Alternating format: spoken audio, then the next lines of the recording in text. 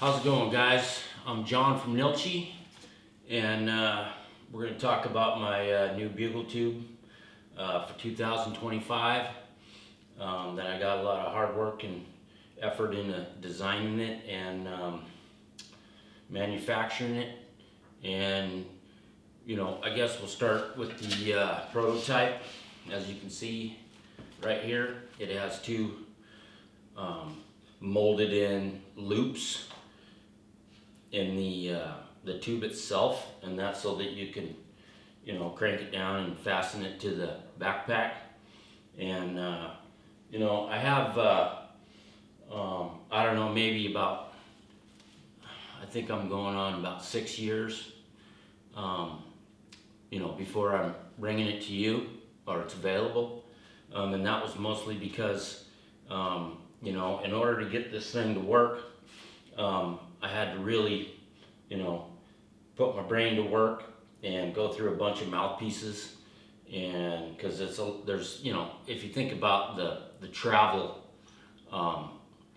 from the mouthpiece all the way into the tube, I had to basically design this to where it throttles down right here, and this, when it throttles down right here, that creates back pressure, and the back pressure from where the mouthpiece has to be that design.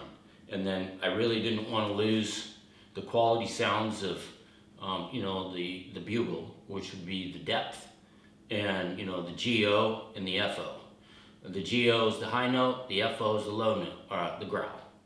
The growl sounds out of it, and I probably shouldn't have put a dip in, but I did. We'll grab this one. But the FO, the growly sound.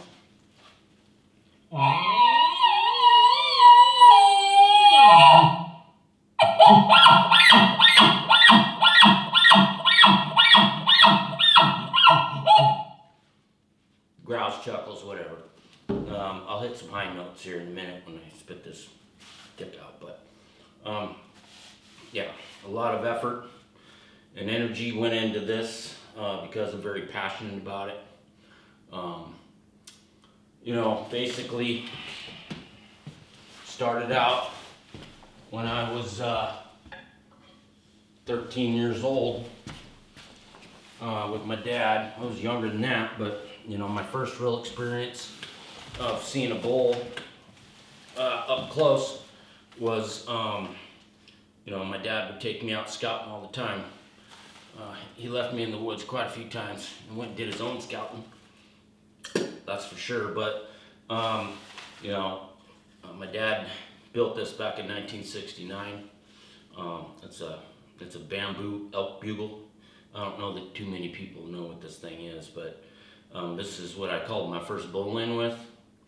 I was about 12 or 13, and it goes a little something like this.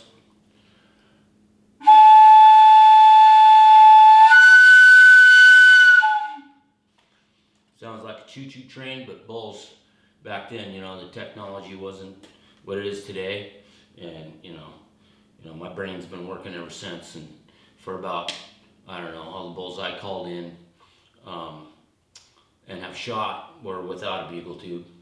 I just felt like it was too cumbersome to carry it along, and it wasn't a weight factor, it was an inconvenience factor. Meaning, yeah, you could blow it off the ridge, but once you're really in a battle with a bull, you don't have time to be pulling that thing out. And so, you know, I put a lot of thought into this, this backpack Bugle. The innovation side of it, you know, as I was saying about the airflow, I wanted the younger generation of kids that want to hunt elk, and the inexperienced and the experienced to be able to use this tube with ease. And if you can make that happen, then a lot more people might be able to experience the things that I've experienced elk hunting. What I mean by that is I don't think there's a better experience in the world, at least to me, than to challenge a screaming bull and get in there and hammer, you know, right back at him and have an opportunity to basically piss him off. But, you know, the younger generation and the kids, I think, are afraid to use reeds. Not all of them, but, you know, I think mostly these can be intimidating, and it's really not that hard. I'm going to do a whole nother segment on, you know, my version, my style of bugling. And I think it's going to help some people because, you know, the way I've been doing it all along and how I channel my airflow, I think is, I don't know that it's that far off than the other guys in the industry that are doing it, but I just got a different take on it. And if it can help somebody, I think that would be good. And, you know, I'm going to sit here and, you know, go over my version of it. And if people can learn something from it, great. You know, I mean, I don't think it's that hard to pick up. I don't think there's a better sound in the woods than a reed. It just hasn't been invented yet. And if it was, I'd be working on that. But, I mean, reeds are killer. They're handy. They sound the best. You can get all your growls and your you know, your geos, your high notes and your low notes. But, I don't want anybody to be intimidated and not practice and use these things. I use Born and Raised Outdoors elk reeds, and I'm working on something with Trent right now, and you know, it's his call company. I'm just you know, working on getting those notes kind of where I think they should be in my head. And I did for about 2 months. That's about all I'm going to say on that. But I'm excited about that. Trent's a cool dude, and you know, he's been a real friend to me. So, and you know, you need that. You need that because you get lost sometimes in doing stuff like this. You know, you think you know right, and you want to do right, and you want to help people. And you know, I built this thing for myself too. Let's not kid ourselves. I mean, I had it for 5 years. I'm on my 6th year, and I'm finally getting ready to sell it. And it's 2025, so I've been working at it a long time, and I built a lot of prototypes, and used them in Colorado, Idaho, and I'm from Washington, so you know, obviously I hunted with it here. But the airflow in this thing is the way that I designed it, and why I think a lot of people are going to be able to do it is because of the back pressure. And you know, I got a Copenhagen in here, probably shouldn't, but the back pressure allows you to get the high note pretty quick.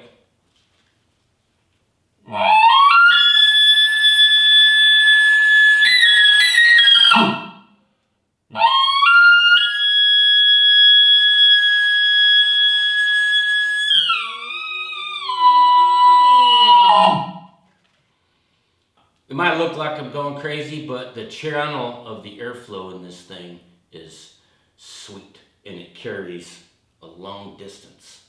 I mean, I wouldn't be surprised if this thing carries 1.5 miles. I don't want to say 2 miles, that's a long ways, but I've tested it out in the woods and I was like, oh, man, that went a you can hear the echo, you know. And that's basically, you know, what I've been focusing on is the airflow.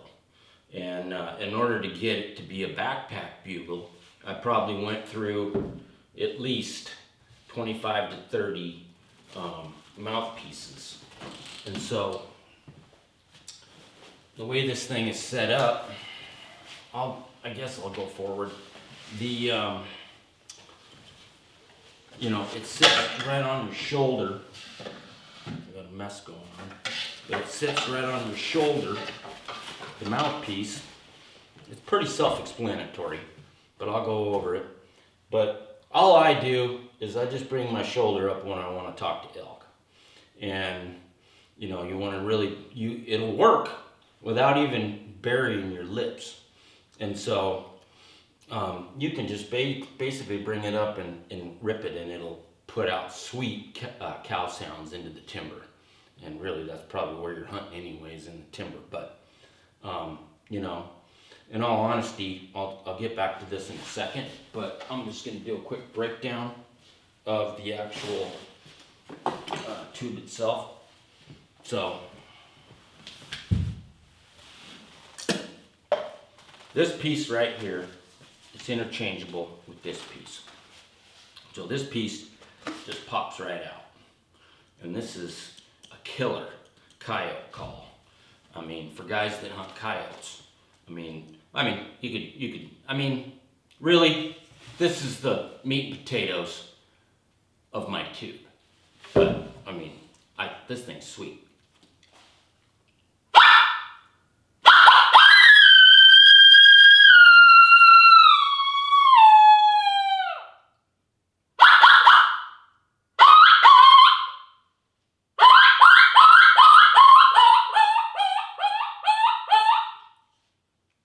Sucker carrots. Cow calls.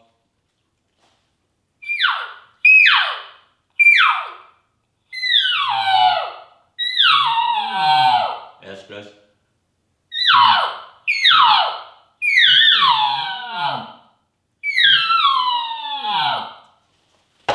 Anyway,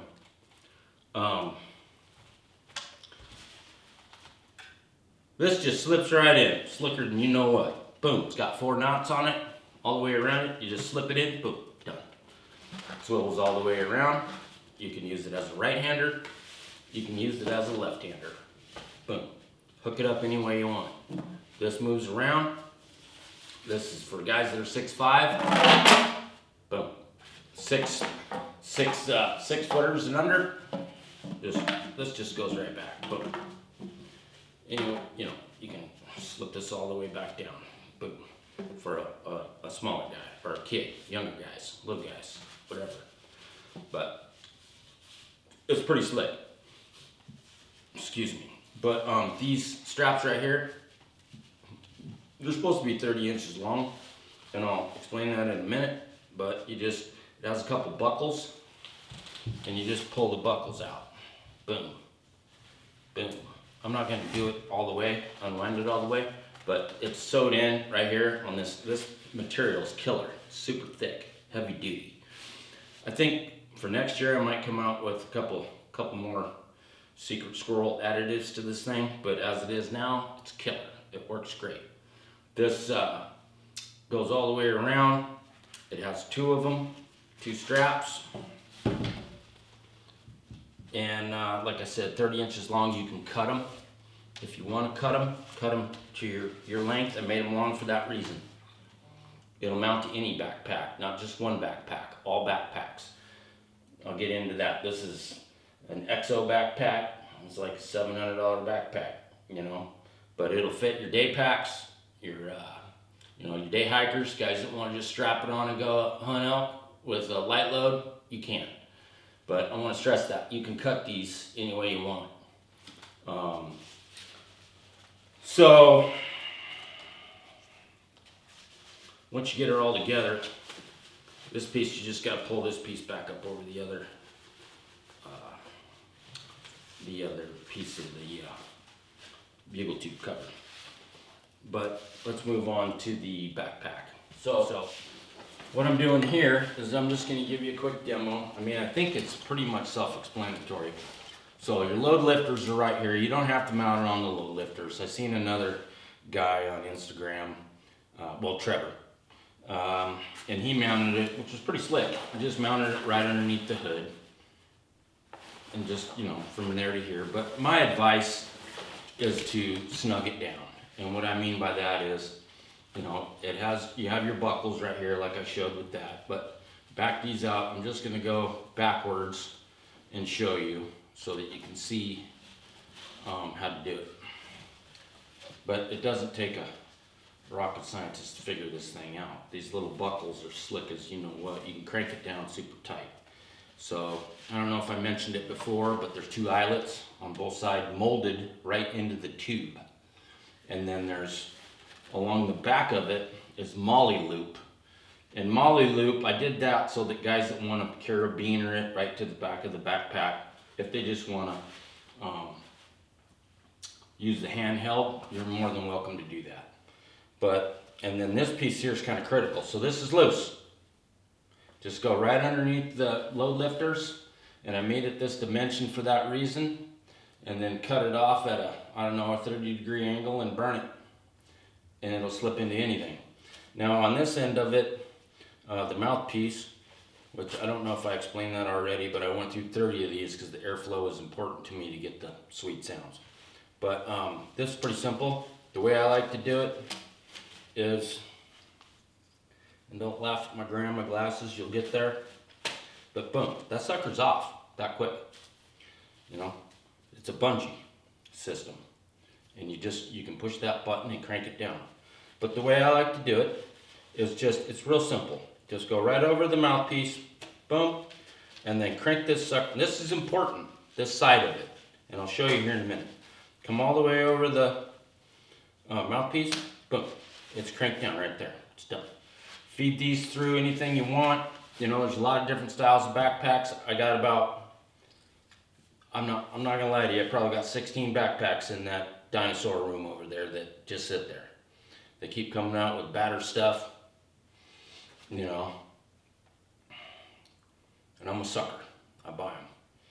But it doesn't have to be the state-of-the-art backpack. If you're a younger guy and you can't afford a high-end backpack, I don't want to say go to Walmart, but go to one of these places and buy, you know, a low-end backpack and go elk hunting. You don't need top-of-the-line anything. You really don't. Not even a top-of-the-line bow. But I don't want to get into that. But this sucker's on there, and that's important. But I'm going to slip it back through. So obviously you come through the load lifter right there, come back through here. You know, a lot of backpacks got little loops. This one actually has a loop on this side and a loop on the other side. I used to mount it to that. And if it was completely full of my hunting gear, I probably would. And I was out creeping through the woods. Then, you know, mount it where it's comfortable for you to mount it to. There's a buckle here, go to the bottom of it, go through the top of it, and then crank her down, and you're done. The sucker's on there. That's how it's designed. Boom. It's on there, solid. Boom, back through the top, and then crank it down. That's how it's designed. It's on there. It's not going anywhere. As far as hunting goes, with this on you, you know, obviously this is a bad, you know what, backpack, super ultra light. When I pulled it out of the box, I couldn't believe how light it was. I was beside myself. Every pound counts. And, you know, it's super comfortable. I'm not going to name any other names, but I had other ones that were a pain in the you know what. You're tired, you killed something, you don't want to be messing around with. See how that sits right there? This piece right here, the mouthpiece, it swivels. So if you grab a hold of the tube super tight, you can grab the mouthpiece and it'll crank all the way over or back in. I like to get it to where it's just like right there. That's the sweet spot for me. But, you know, when you're hunting alone,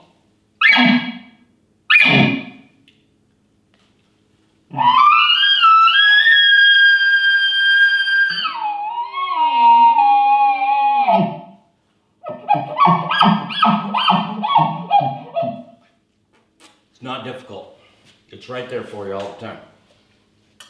I made it that way for that reason. So when you're cruising timber and you want to get a shot in, you just do it. And you want to stop a bull, you can do it.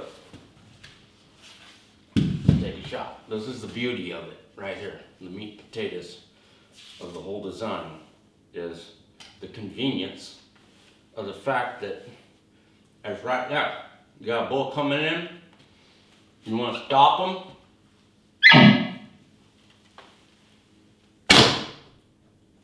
boom. You know, the nice thing is, you could be, I don't necessarily like it when guys are knocked up walking around, you know. To me, when I see that stuff, I'm like, man, I can have an arrow knocked up in about 2 seconds. You can feel and you know when things are getting sweet. You know, walking around with a broadhead sticking out is just asking for some trouble, I think. Do I do it? Yeah, there's times I throw it on there, but I'm not hiking all over the woods with a broadhead. Kyle, you know, you're cruising around, you want to talk out.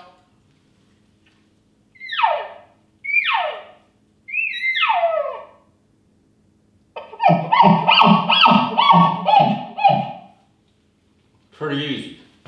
Boom, there he is. Dead center. You're on your way. So, you know, I want to go over my wind detection real quick.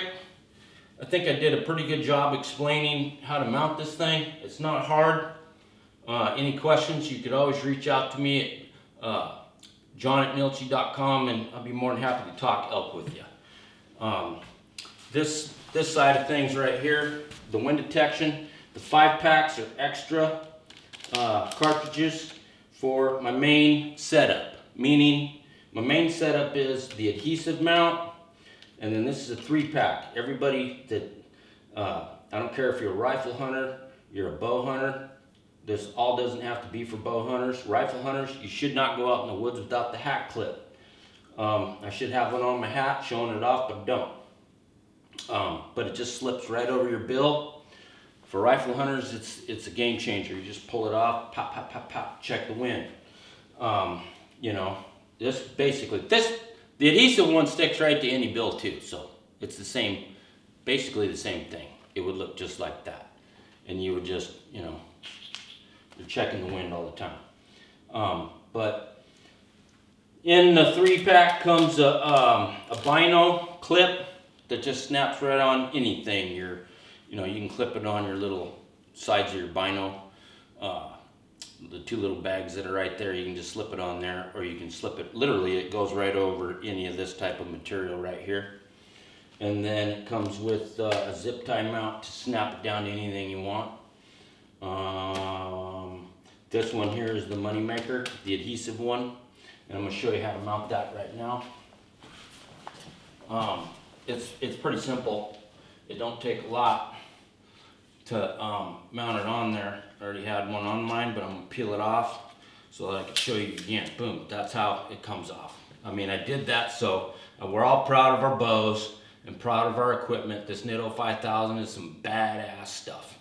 I sunk it underwater for a whole day, and the bottle was in the freezer for a day because I know how important it is to be hunting in the cold and all these different conditions. It's completely waterproof. The whole system's pretty badass, really. But so let's mount one up. It takes about this long. Pay attention, because this is about how hard it is. Use your the holders as a guide. Come down one side with a pair of snips. Go to the other side. Come down each side, or the other side with a snip. There's a little tab on this one. I just got lucky, but you can just peel it off with your finger. And don't laugh at my grandma glasses. Like I said, you'll get there. And okay, we're done. Take the bottle out. Boom. Recurves at the base of the limb. The less shock. Recurves shoot harder than compounds. This is a 67-pound Wapiti. This is a bad dude. Love this bow. But right here at the base, just set it dead center. Just take your thumb, push right there on the swivel, slide it down, push it down, you're done. It's that easy. Anybody can do it. A kid can do it. The beauty of this piece is this swivels all the way around. You can find your sweet spot so when you're sneaking through the woods,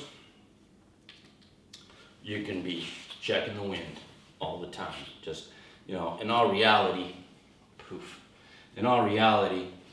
to check the wind, you just need to go right there, midway, pop, pop, pop, and you're happening. On compound bows, do that same cut that I just showed you, right there. See that cut? Do that cut. And on my elite bow right there, I got one right here that wraps around any riser. Right there.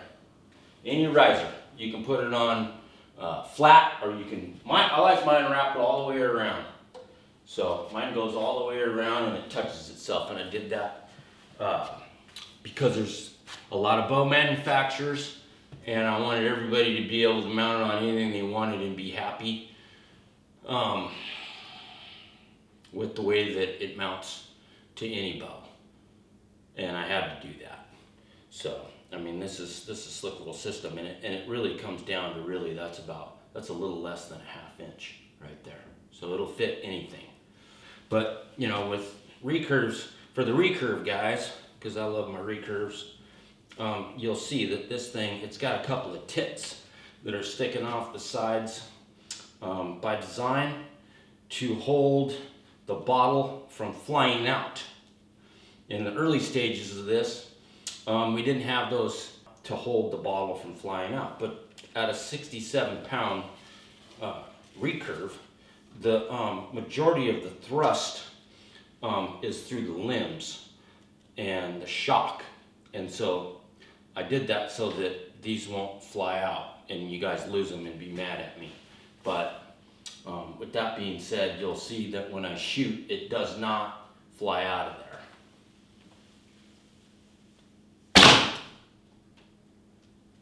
It's right there.